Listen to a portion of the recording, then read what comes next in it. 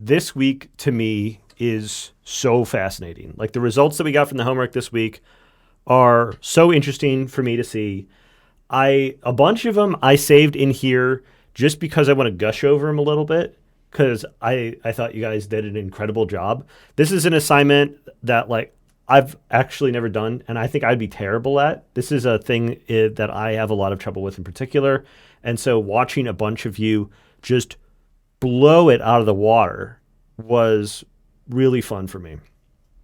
Um, so let's just get started here. The way that this works is that if you want to come up on stage and talk to me about your assignment, um, you are welcome to do so. We're going to go through the ones that I have up here on the board first, and feel free to raise your hand when you see your thing come up, and we'll pull you up on stage. You can chit chat with me for a couple of minutes, and then if I didn't come to your thing, raise your hand afterwards, and I can take a look at it with you really quick before we move on to the next week's assignment. Sound good? Okay. So, first up, we've got It's a Cat. Hello, it's a cat. Hi. You said this took me forever, very busy week. I'm not a big fan. I feel like it got really messy.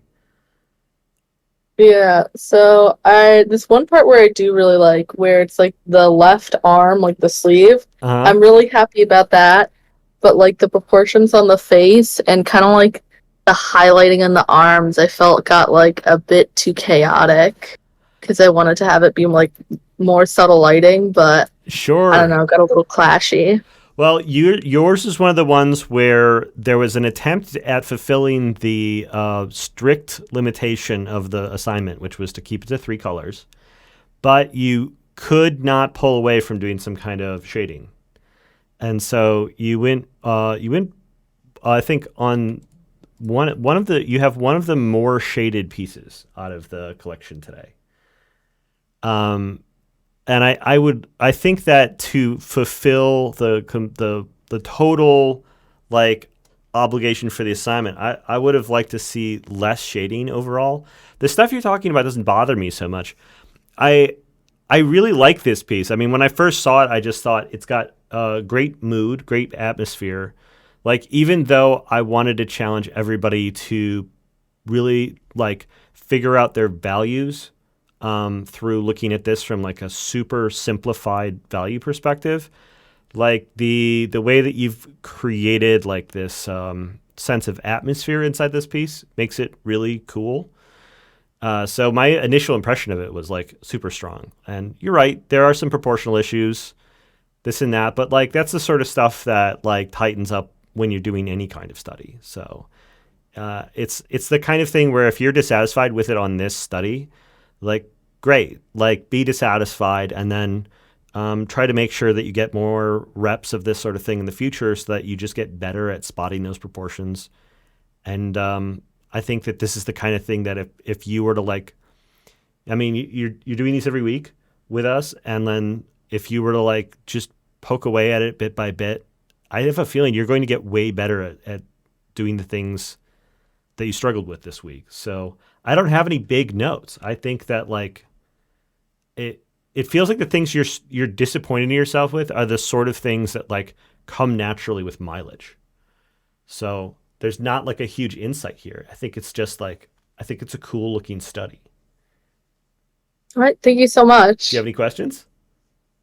Um, Not really. It was just like the head stuff and the shading like tips like helped a lot. Like was like what I should be focusing on. So yeah, thank you. You're welcome. Thank you so much. All right. Next up, we have brioche. Is brioche here? Hey there. If you're good to see you. If you don't want to get on a mic, you don't have to. Um, I was just thinking, yours is. I really. These all look so cool with this like more minimal style. You didn't have any commentary on here, but I did want to point out something that a lot of other people kind of found their way into, which is I should have had the reference up along with this, but you can see it here. even though we're only doing 3 colors, like we're not being extremely literal about what range of values everything is in. And so you have this like big area of blackness underneath the arms here that everything below here has gone to that bottom level value. And it's caused us to lose a little bit of the structure of what's going on. Like we have this little opening here underneath the arm, between the arm and the knee, but it's hard to tell that like this is a shirt and like these are knees without any suggestions of what's going on. And so I wanted to just point out to you that you have the opportunity to be able to mess with the values as much as you feel like in order to get the results that you're looking for. One of the things that's been super satisfying to me about seeing people's take on this assignment is seeing how crazy y'all went on color. I think that the colors in this look really nice. I like this palette a lot. And seeing how you're understanding the flexibility of it through picking these like, these colors that resonate with you more than just pulling the colors straight off of the reference. I would like to see you do that same thing with the values. Like there is a lot of room for us to do whatever we feel like when we're doing a study or even when we're doing an illustration. Obviously, when we're working from imagination, we can do whatever we want. And so I want to invite you to be as playful as you want to be when it comes to a study like this, because there's not really a right or a wrong answer strictly about where all these things need to go. So if you feel like, oh, this is a big empty void of blackness, but you feel like it doesn't look quite right when you put it on the page, just change it. Have fun with it. Change it however you feel like. And it's going to be for the better because it's going to be your perspective then. All right. Well, thanks so much for doing the assignment. The result looks really cool, and it's good to see you back every single week. Moon Peanuts. You've got 2 here. Moon Peanuts, you said, I struggled a bit messing around with the selection tool. Never get how much detail to put in one of these exercises. Yeah, that is the question, isn't it? Bringing Moon Peanuts up here. Hi. Hello. Welcome. Hi. So you did cheat a little bit, I noticed. You have 4 colors here. 4? Wait. Did I? Yeah, because the background color is a different color than you have 3 colors on the character and then 1 on the background. So you did cheat a little bit. Okay. I didn't really count like the background as like a color. No, like it's I meant cool, it more for like mood, but yeah. It looks really cool. I love the cool colors on the red background. I think this is a really cool look. I think you captured the expression on the face really well. You said you were struggling with it, but I have a hard time believing that. I mean, I feel like you produced something that was really cool, and then you ended up taking it to even have multiple different options.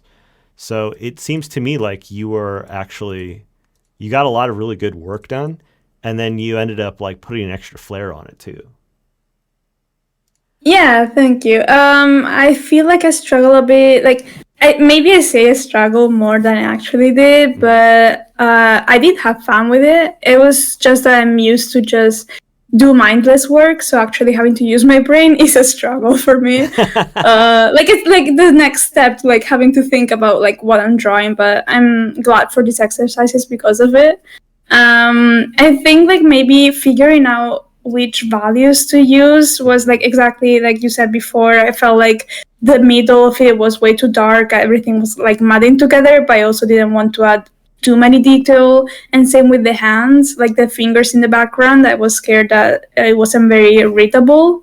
But yeah, it's really tough. I mean, like you have the ability to put lines in if you want to, because you have this, dark color that you can use to kind of separate out some elements. Like in here, you have pulled out some darker shapes. You can outline stuff. Like, that doesn't go against the rules. The only restrictions you're supposed to keep to 3 colors, or I guess you found a way to find a 4th color in, which I think is creative. The other thing I was noticing was the watch. The watch you ended up going really light with, but actually it's got this really dark reflection on it. And I thought this might have been a little bit of a missed opportunity to show off the reflection of the reflectiveness of this material and have the watch contrast with the wrist.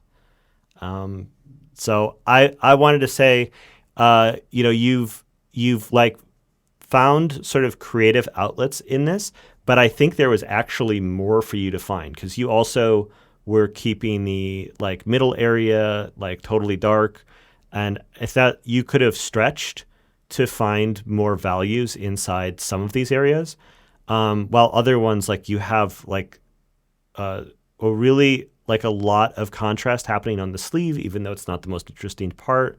But then you've like missed out on some contrast on the watch potentially, which is kind of an interesting detail. So I would have liked to see you just continue to like make this your own and put your own spin on it. Like I see it happening here up in the face with the styling of the hair and like the expression on the face. I feel like is very much you like figuring this out for yourself and doing your own style on it.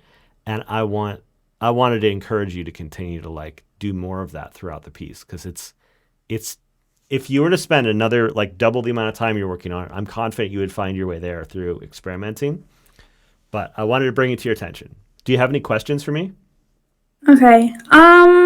Actually, I think you said a lot, so thank you so much. Well, thank you. This is really cool. I love seeing that you did the two different versions, and I just thought this looked excellent. Okay, thank you. Thank Thank you you. so much. Paper. All right, I'm gonna move it. Okay, you got it. Paper is here. Hey, what's up? Hey, very cool color palette. Thank you. I actually made a second color palette that I kind of liked better. Uh huh. Here, I can put it in the homework channel again. Or I Um, put it in the text chat for the live stage. It's easier for me Oh, to find there. oh, here, let me. But Sorry, I did I. want to point out something that I thought I think again this is like this assignment. It was so cool yeah. to see everyone's take on it because Mhm. we ended up with these like really interesting, moody, like it felt like more artsy take than what I'm used to seeing out of a study. Because when we're doing Right. painted studies, it's like everyone's trying to be accurate about it, but then because of the limitations, everyone went all creative with it. And you ended up not only going creative with the color palette, but you also ended up going really creative on the values. Mhm. Um, the place where I think, see, you were doing some of the stuff that I was saying Moon Peanuts. I would have liked to see Moon Peanuts do, like adding in some outline to be able to like create additional kind of artificial detail on the hands and Right. to like bring out contrast in areas like the watch. But I do wonder what. Oh, hey, this is cool. Let me open this up too. Yeah, that one I like kind of better. It's more like punchy, I feel.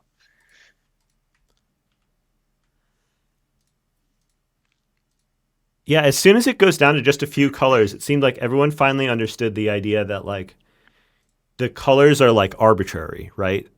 Right. Like, this is so exciting for me to see because now I feel like I finally have a medium for explaining to people like what they can do with rendered work. That like these kinds of choices, these are always on the table.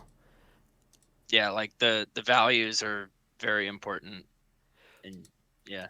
Um, you have these like really strong outlines Mhm. happening between some of these color segments that I just want to draw attention to, like these in here. Yeah. And this could be like a stylistic thing, and you have them like going on the face as well, quite a bit. Having that like barrier between different like value zones separated out by like this thick, dark boundary could be a really cool look to create a kind of like cinematic shading. Yeah, But it is a little heavy handed, I think, in this case. I see. What are your Yeah. feelings about this piece? So I didn't spend too much time on this, but like usually like I don't really do this kind of stuff. I'm more like a painter. So and for that stuff I don't like having those kind of outlines, but for this I was pretty much only using like the lasso tool Mm-hmm. to get those like hard carving shapes out. Um and there were some parts like especially on like his hands where it was the kind of the medium like bluish color and it was like blending in with the face and I was like, "Huh, how can I like make this?" And I'm like, "Well, if I do an outline with the darker color." And then I was like, "Oh, well, I could do that in like some other spots too." That's exactly right. Um, yeah. And actually before doing this, at first I kind of like misunderstood the assignment and I did like a whole posterization of the original image Mm-hmm. with like tracing over it and stuff like that. And then I like rewatched the end of the VOD and I was like, "Oh wait, let me make one now from scratch." So it was kind of like I guess a demo one to get the feel for it. Sure. And then this one was just like with freehand, but I still use the original image as a reference. That's good. No, that's Um, totally viable. Like yeah, doing like one that's just done procedurally using like the posterized tool and then using it as like a guide and an inspiration to do something by hand. I think that's a really hmm fair way of attacking this because this is a really challenging assignment. I have some that I pulled out and there's more in there that I had seen people really struggling to build the structure of the figure while also sticking to like blocks of color. yeah, yeah. Um, It's definitely challenging. and so finding a cheat to kind of skip past some of the toughest bits, that's like that's what we always need as artists because the amount of information that is on the canvas at any given time is more than we can hold in our minds. Like we need to be able to break things down into smaller pieces so that we can understand them and work on one problem at a time.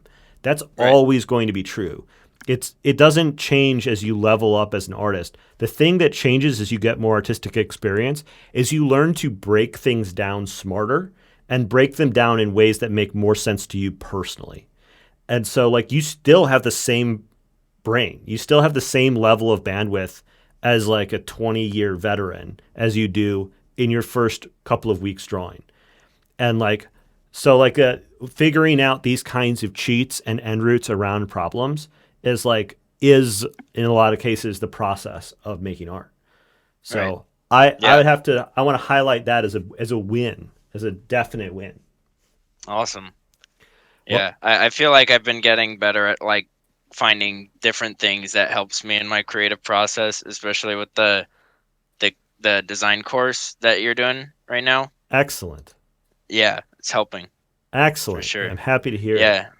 And this one I was like at the very beginning, I almost stopped doing this assignment because I was like, "Oh, this is like so hard," because I don't like do this stuff, and I'm like, "Oh, my brain cells." And then I remember what you said last time, like we were aiming for like destruction of brain cells, and I'm like, Exactly. "Okay, you know what? I'm just gonna push through it," and I'm so glad that I did. Exactly. Yes. When you start Yeah, feeling like your brain is being pushed to its limit and it's like heating up inside your head, like you know that you are like doing good work at that point. That's when you're getting good reps in. So I'm yeah, happy that you decided to come back and do it again within that feeling because developing a relationship with that feeling is like necessary in order to get better at art. Like that's the yes, learning feeling.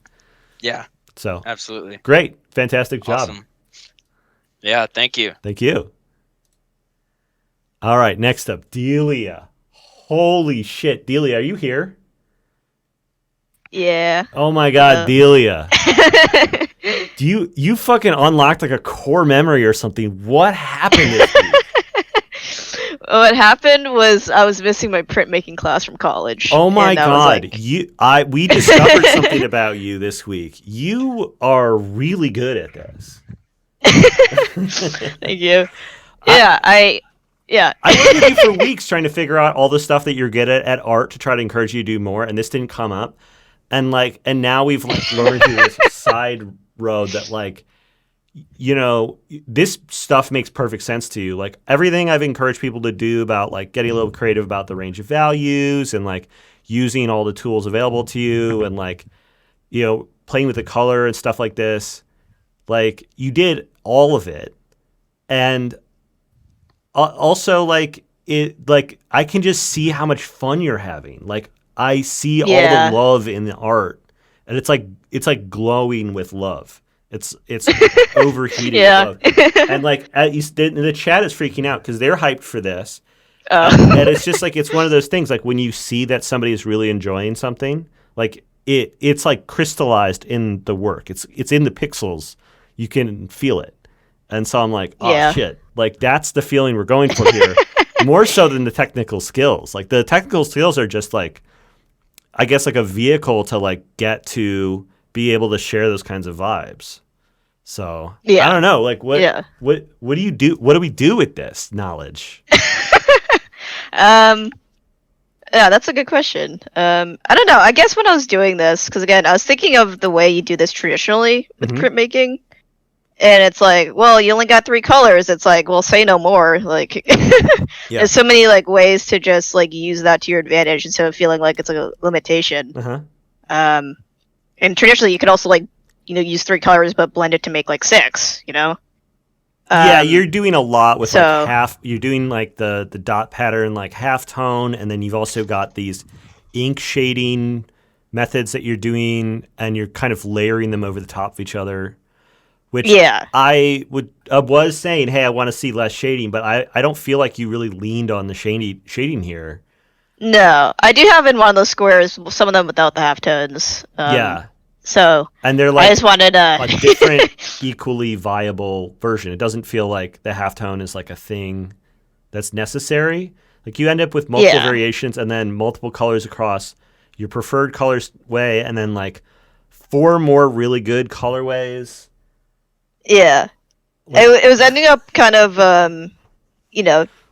I was just kind of disregarding the values at some point in the colors because I was getting really into the idea of like you can always do again that. picturing. You can I was like picturing again it's a print in render work too. It's really good. Yeah, it looks really fun. It's always cool when you do that. Like so it's like when I was working on it, I was explaining to some people too because some people were asking for like my advice, like what'd you do, and I'm like, well, I just did everything. I did everything in a blob. Really, and I kind of just thinking like I'm carving out the shape, and slowly I had to refine the shape. My underlying These aren't sketch useful descriptions. I know, but some people are just confused. I'm like, I don't know, like it just kind of happened. Like really, the blob I had, the underlying sketch I had, it's like such a mess. So I had to do like a lot of like resketching to like, because I skipped that stage a lot and kind of rushed to painting. But I don't know. I think because you can see in 3 distinct like areas, I can like isolate that well. The way I sort of approach painting, I just do everything in that section, and then I kind of just make all the details later.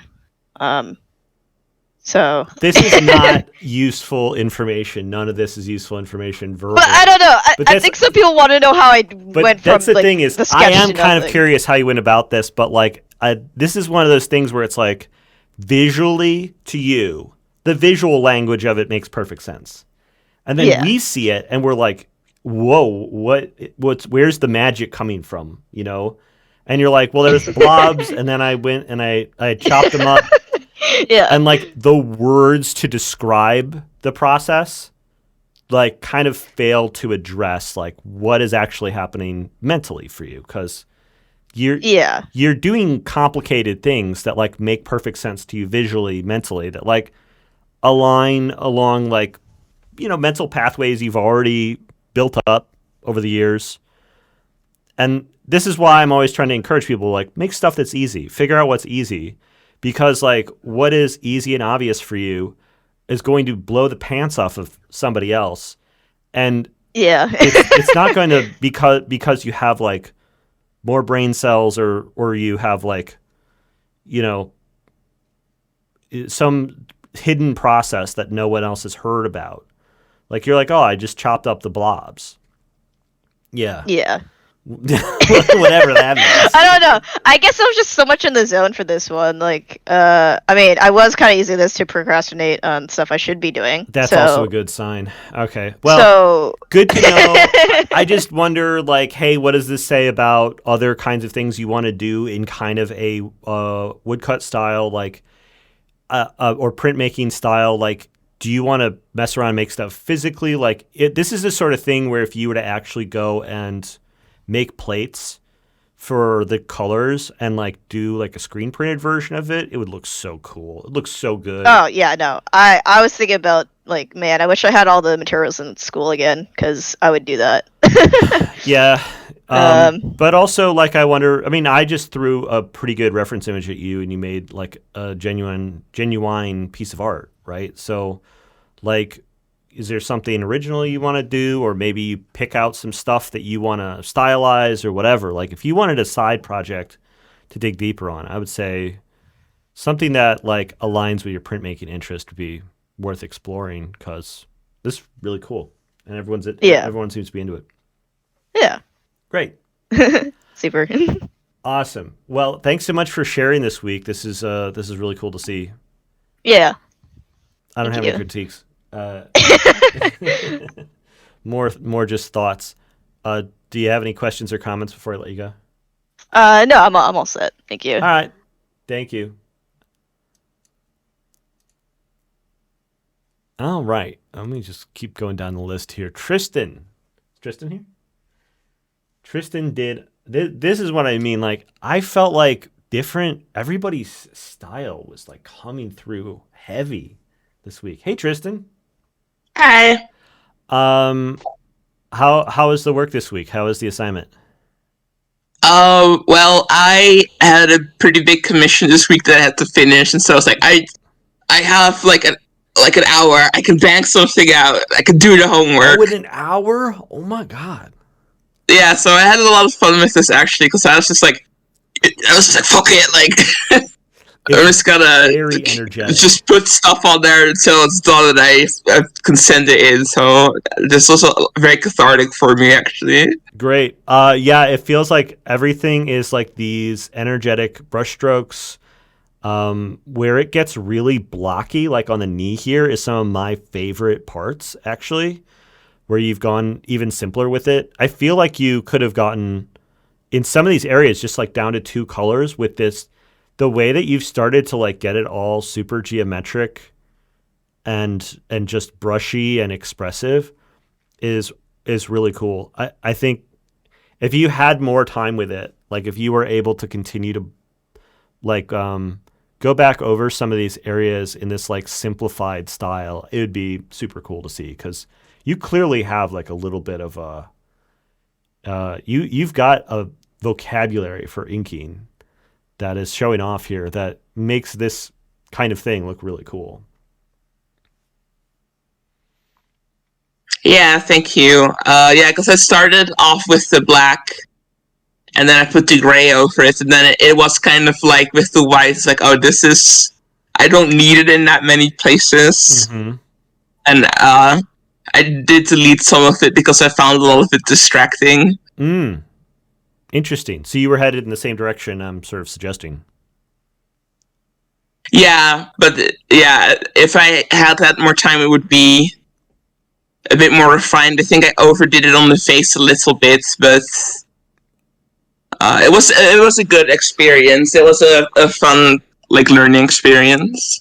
Well, I think I think that when you start going out into these tighter areas here, like on the hands and on the face, like I think it's totally fair to pick some areas and decide that you're going to do some cross hatching and you're going to do some like smaller marks and building up the detail in those spaces. I think that the main thing to get it to that you would need to do in order to get it to feel right is just create a clear hierarchy because you have this like really super simplified version on the knee and you have this very tightly detailed cross hatching on the face. And then if we were to more smoothly gradate between the two, I think that a lot of the mark making on the face would feel even more like correct and just based off of the surrounding context. So simplifying some of the shading down to the arm and on the sleeve here, so that like the most concentrated detail was only in some spots, and you created a gradient of detail across the image. I think that would probably make it work even better. Yeah, I think that's a recurring thing that I've picked a lot of areas that I thought, oh, this is cool, and I should put detail here, and I should prioritize a bit more. Mm-hmm. So I'll try to keep that in mind. Yeah, zooming out and then suppressing yourself from adding detail is a problem I have definitely had to address over the years, especially as like time has gone on. The better I get at art, the more I want to overdo everything. And so it's become an increasing battle over time. Instead of me getting better at it, I'm getting worse at it the older I get. So it's something that if you're aware that like you need to like just zoom out and find the context for where you need to put your detail better, just make sure that you keep on that and keep checking yourself, because it's not the sort of thing that I think goes away naturally. I think you need to have a real mindful approach to attacking a problem like that.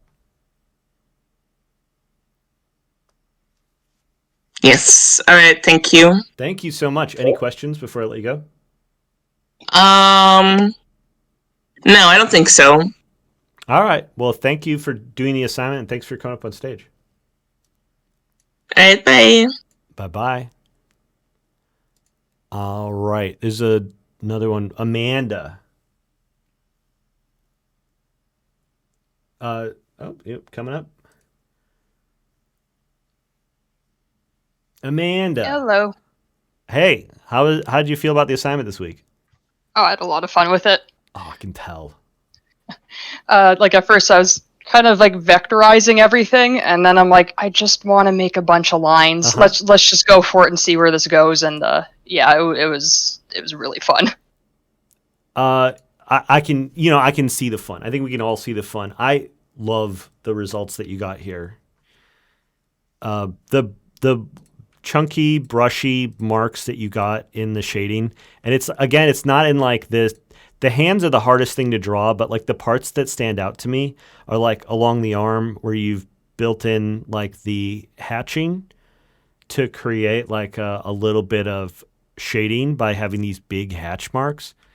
The arms were the hardest part for me. I was trying to figure out what's too much, what's too little, and I kept pushing and pulling, trying to keep the forms. Oh, I think you nailed it. It looks so Awesome. good.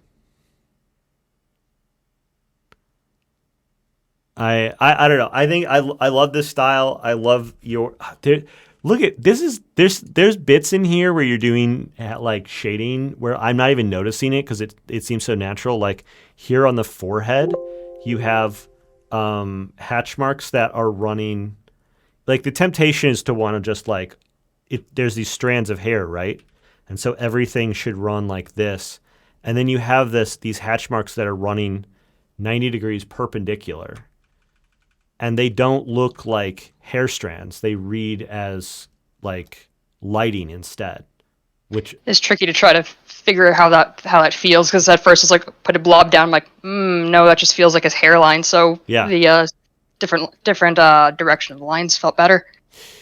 Yeah, I mean, it's like I knew it had to have been a mindful choice because it's like I didn't even notice it at first. Like there's a lot of the hatching in here that blends in so naturally. I have to like stop and manually like observe it, which tells me that it's like it's in the right place. But it's not the kind of thing that I think could have happened like by accident. The Mhm. the sense of value that I get just from the thumbnail, the whole thing feels so like complete and rendered at a distance. It's really cool to see. Yeah, I'm looking forward to like what I learned from this study and applying it into other things I'm working on. Cool. Great. Yeah. I'm this was awesome. Great job. All right. Thank you. Any questions? Oh, wait, never mind. You're gone. I got to be faster on the draw when it comes to that. All right. Aganima. I might have cheated. Is Aganima here? They don't sort the audience alphabetically. Actually, the order that people are in the audience seems almost entirely random. So I have to like try to speed read through all the names and see if people are here. But Aganima says, I might have cheated. I was so curious to figure out like what kind of cheating that meant, because I mean, I'm looking at this and it doesn't look like it was traced. There is exactly 3 colors. There wasn't even the cheating with the background color being different. I'm seeing, this type of shading here, just a few little bits of ink shading. And the thing, oh man, the moment I actually really like the most is up here on the hair, because instead of trying to maintain like the really tight lines, there's like these larger blobs that have kind of emerged, where like these squiggly marks, like this number 2 up here, these little squiggly marks, this like squiggle here, instead of breaking it down into individual hash marks, has turned into like a big squiggly shape that suggests the impression of the thing rather than like depicting it literally, which is like a layer harder than just like trying to do a really good shading job. Plus I don't know if like it's just that there's like anatomical issues or if it's stylization. It feels a bit like stylization. The changes to the like proportions, and it feels really good. So it's like I really like everything that's happening here. There's maybe some of the stuff, maybe if there was more time put into it, like this wrist ends up being like a little bit thick in comparison to the other one. So I don't know if that's necessarily stylization. And there's something about it, looks like his nose is also super long with the way that this highlight rolls down through here. It's not super clear on the reference. So it's the sort of thing that's easy to glaze over at first. But I really like these stylized bits of inking that are coming through, like on the jacket and on the hair. And if that was carried throughout the whole piece, on the hands, on the arms, on this part of the sleeve, it would have been an even bigger win. But there's just so many moments in all of these studies that I feel like are these really surprising wins. So great job, Aga Nima. Cool work. Thanks for sharing with everybody. This one, Cure. Cure, you're here, right? Do you want to come up on stage? I have so many questions. This has got to be another point of fascination from the crowd. Cure, hello. Hello. You have this. You posted a number of times. You have this multi-stage. You went through a lot of steps to get to this final product, and I wanted to hear from you about your thoughts. Good question. To be honest, this thing, this monstrosity, it's kind of like a pretty grid, much, but also it's very much like scaffolding. Yes, exactly. It's kind of analytics process for me. So it's kind of a way for me to internalize those shapes and proportions and stuff like this. And it may look very chaotic like this right now, but it all starts with just one line. So it's a process. And while doing those, I try to remember the relations and proportions and all of this stuff, basically. So When I first saw you doing this, I thought, okay, this is a great point to talk about how there's multiple approaches to doing a study, one of which is to take it very two-dimensionally and just look at it as an arrangement of like lines and 2D shapes and to use that as the underlying structure. And then you've also done this other one, which is to look at the more three-dimensional shapes and think about them as 3D objects. You've taken that even a step further down to figure out the anatomy of the full figure, looking through many of the overlapping objects and then through those objects to look at their internal structure to figure out how the bones are fitting together. Yeah, for me it's actually much easier to do it this way because it has some kind of logic to it. So I struggle a lot with free interpretation, kind of. It's always tied to some degree of logic for me. Right. And this process is not just very fun for me, actually, but very helpful as well. So, yeah. There's one other approach to this, which is the approach I typically take with my stuff, which is to think about, I don't usually think about the underlying anatomy of figures, but I do think about their geometry. Sort of like the assignment for last week was to break things down into kind of a low poly version. And that's the way I typically break things down to try to make some sort of logic out of it. And it's just a matter of like thinking about it in its sort of abstract shapiness rather than it being a literal depiction of a person or as a 2D arrangement of values and like boundaries and like it really shows that there's like a lot of different ways to try to digest this information.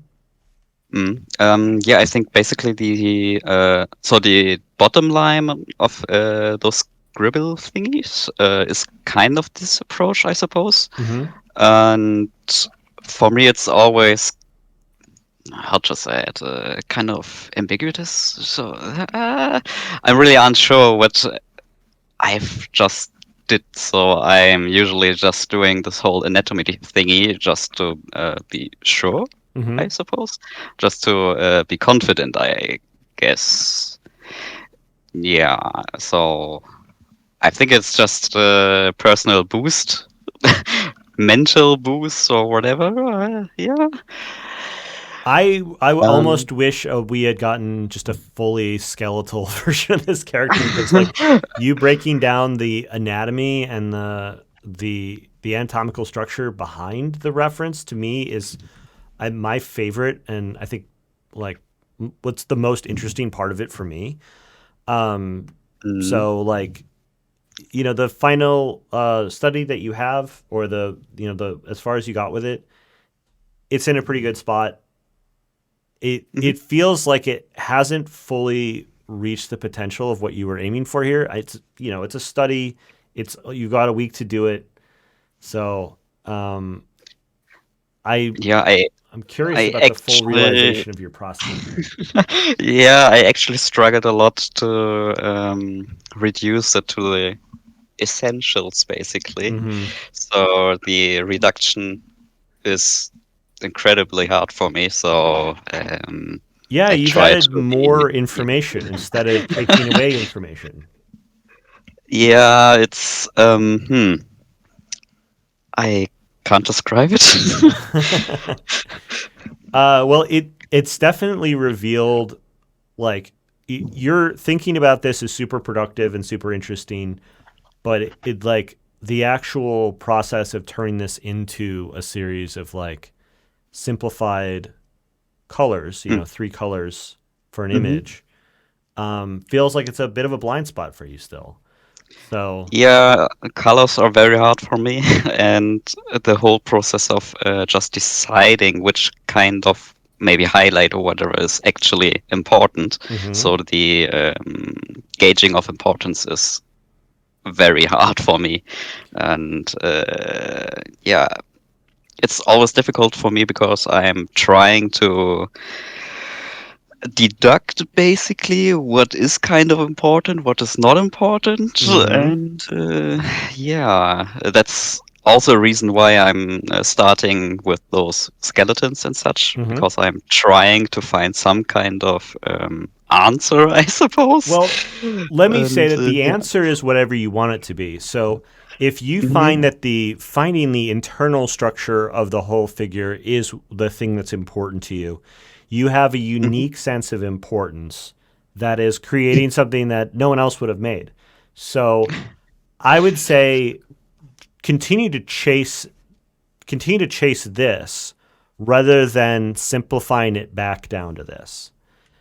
Because there's probably some version of doing 3 colors that involve this like X-ray like structure that is more interesting than what you ended up reducing it down to. Like this increased complexity of you looking through the thing and building additional structure is super fascinating and super creative. And so I just want to see more of it. Like if you're going to keep doing exercise with us, keep finding ways of just showing what's important to you instead of trying to deduce what you think is important to other people visually. Yeah, that's actually a very good advice. And actually, it's either this kind of stuff super detailed, or it's just like a big pile of lines. So it's either this or There's a lot of artists who can be described as a big pile of lines. So you'd be in good yes, company. me included. Okay, good. All right. I have to rush through these last few. Thank you so much for coming on stage and talking to us. This Thank you. Super Thank fascinating to see. All right. So the next one we have up is Niharibo. I don't know if Niharibo is here, but the thing I wanted to look at with this was I wanted to point out the lack of lines, and sort of like lines weren't a necessary part of this assignment. But this is one of those situations where you can imagine that had Niharibo built a sketch, like a clean sketch, to figure out, where is the boundary on this arm? Where is the side of the face? Figuring out the sketch in here and building the sketch in before trying to work out these detailed blocks of value would have given a lot of structure to build off of. A lot like that that 2D lattice that Cure had, being able to, you need to figure out a way of reducing the information inside the study. This is something I mentioned before, but it's worth saying again because this is kind of the whole game. You need to figure out a way of reducing the amount of information in the study, and so you can do that by creating a grid that identifies the places that this lives in 2D forms, or you can think about it as 3D objects that you then are like thinking about them almost in like a low poly kind of way. But however you do it, when you do that, it leaves you with a little bit of structure to be able to start working in these like smaller little breakups of value. When you try to go straight to them, you're overwhelmed. Your brain fills up with too much little tiny bits of info, and trying to balance like one set of squiggles versus another set of squiggles is going to drive you absolutely crazy. And so I think that you discovered how to drive yourself a little bit crazy here by trying to make all of this stuff as just blobs without an underlying sketch. It looks to me like you might need to figure out a sketch and figure out what approach to sketching is right for you to be able to simplify things as directly and quickly as possible. But I can see the amount of effort that you put into this assignment. Thank you so much for taking the time to do this, and I hope you don't mind that I've got a little bit of a harsh critique for you this week, because I think that what you've stumbled into here is something that's really relevant to a lot of people, and I wanted to highlight it. All right. Anathay spent most of the time defining silhouettes of the hands. Also, I'm not really sure about the placement of the lightest values in the jacket. I tried not to make it too busy with highlights. Yeah, this is something that came up a lot. Like the jacket over here has these really bright highlights on it, but it's like a dark jacket overall. And so it goes from like highlights to deep shadows back and forth very strongly in a lot of the studies. And I think this is actually one of the weaker areas in a lot of the studies that we've seen is this like desire to want to put like attention over here when we have all of this expression and emotion happening here with the face and the hands. And finding interesting ways of creating shading, ways of kind of manipulating the light so that we get the best view of the face, that we get the clearest expression of the hands. I think that that's where the investment needs to be. And you can really lie to people about what the lighting is going to be on the shoulder if it means telling a great story about what's happening on the hands and the face. Overall, I think this is a beautiful piece. It's just I can see the struggle that you put in on the hands, and I think it paid off. The hands read awesome on this piece. The accuracy to the reference is really, really high, and I think that like there's a really nice balance between smaller, tighter shapes and then some really big, broad, chunkier ones. The balance of like large to small marks on here came out excellently. And so I'm giving you this critique on this stuff just because I feel like yours is really emblematic of the kind of choices that other people were making. And I think that what you got came out great. So great job on it.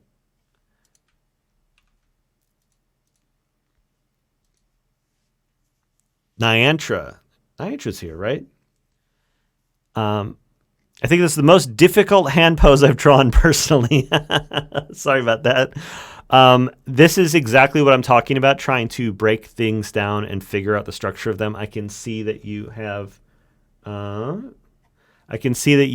like simplified down. You've got some construction lines in here. You figured out exactly where all the fingers are connecting. You're working out exactly what the structure of this thing is before you try to break it down into these big solid planes here.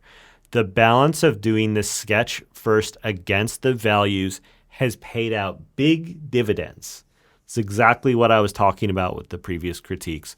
It's a figuring out this stuff in the sketch first, even if there is no sketch, even if there's not going to be any lines, you end up having a huge advantage over where things would be if you hadn't done it. I really like how you broke down the values in this thing. It comes across super artistic, super focused. You've done exactly what I was saying on the last one, lied about how bright the highlight got on the shoulder, because who cares about looking at the shoulder? You've brought all the attention onto the figure and captured a lot of subtlety in the expression, even though the face is half obscured. And I can see you working out the structure of the hair chunks up here, even though we're only capturing these little tiny highlights and then the silhouette on the edge. The attention to detail underneath the surface is showing through on the final product, even though you're ultimately like not showing all of these details and all of these layers and all of the structure here from the sketch. The final piece benefits from all this preliminary work. So it was so cool to me that you shared both of them together. This is a really super effective piece, and I thought that your process for it was really instructive. So great job on this one.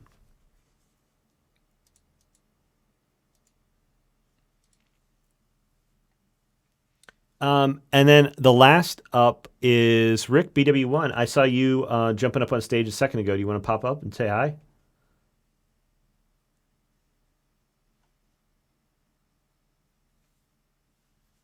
If not, that's fine too.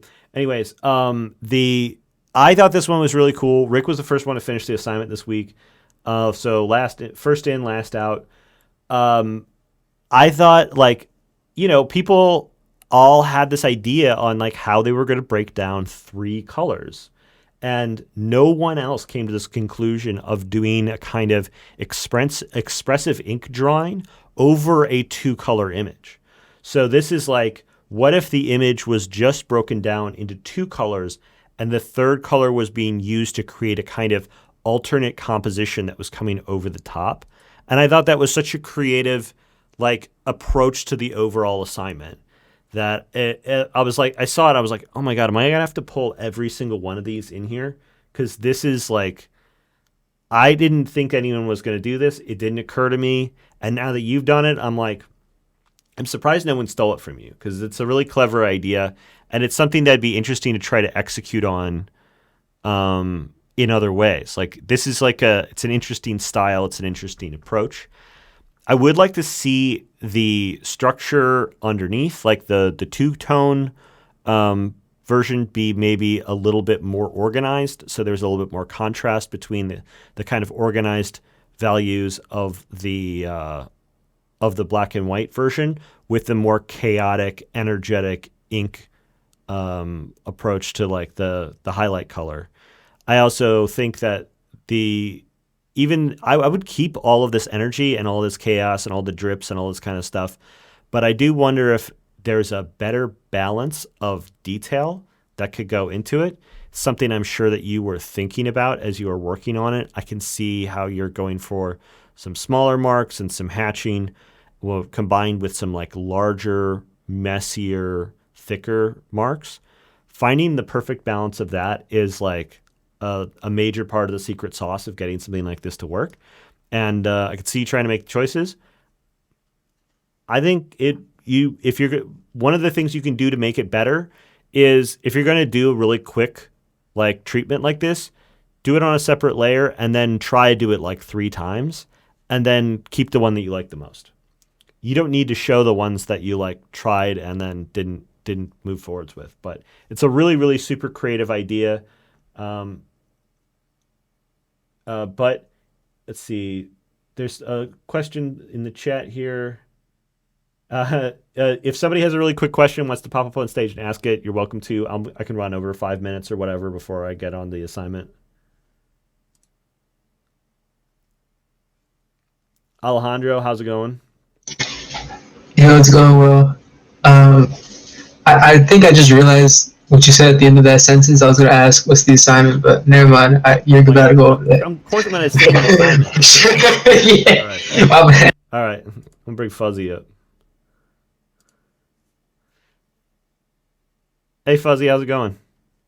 I'm doing fine. I've missed the assignment. It would have been something really fun, especially with the recent tech that I've created. Yeah, I saw. Let's see. I saw you posted a super tiny version in the browser here. What was the process on this? Well, long story short, basically, I've effectively increased the contrast of the image quite significantly. Specific, which then and then I've basically I've increased it enough. I adjusted the brightness. I posterized. I shrunk. I posterized again, and then I placed on top. And then on top, I've placed a layering layer that I've created previously. Okay. I then posterize again after the dithering layer is applied, which causes it to imprint itself onto the image, and then I manually edit any pixel that is either stray or that creates a weird shape. As I clean it up. So you took a really procedural approach to this. I'm amazed at how much of the impression of the original image you're able to capture, especially the pose on the hands, considering the super lo-fi level of fidelity here. Lo-fi. Yeah, you can get away with a lot of stuff with so many few pixels than people realize.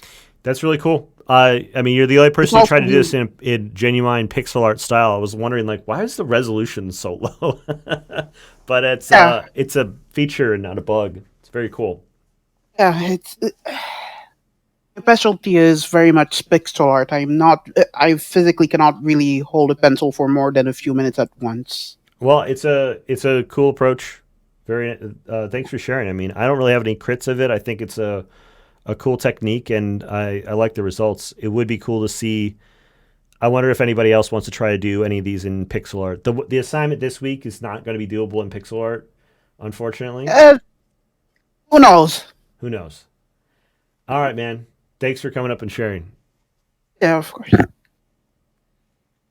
Let's see. What was the... Okay. So, if anybody else has any last-minute questions, happy to take any last-minute questions or quick reviews before I move on to the assignment. I'm already over time, so, like, whatever.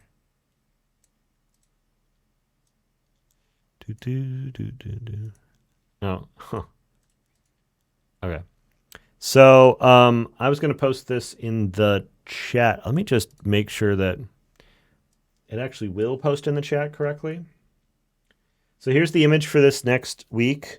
I'm also going to post this in the homework channel. You know what? I was like asking you guys to do something that I would like never do this week, a thing that like I thought was going to be super challenging, and you all did an incredible job with it. So I wanted to throw you like one more curveball, one more mega curveball, and that is I want you to do this using my absolute favorite tool in the universe. I want you to try to do a study of this piece, but I want you to only use the round brush. I've got my round brush, my 80-10 round brush in here. Mm-hmm. Take it outside of fuzzy resolution.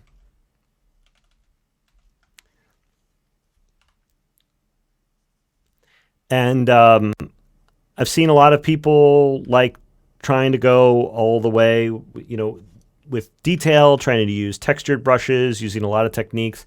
I want to just do a back to the basics study, and I want you to use the simplest tool that you have available to you, a round brush. This leaves you with a few options if you want to snake this a little bit. Yeah, the old Huckleberry. This is the thing I use for just about everything, which is it's a size flow brush. Part of the reason I like a size flow brush is because it's really easy on the hand. You can make the brush really large and then use a small amount of pressure. And so you can make a lot of marks without having to use the the whole weight of the brush, as opposed to something like if you use where is it? If you use a brush that a lot of them have the opacity flow on them. I don't even know where they are. I never use opacity flow brushes, but everybody else seems to. So this is the other viable kind of brush. Oh my God. Am I going to have to pull open the panel here?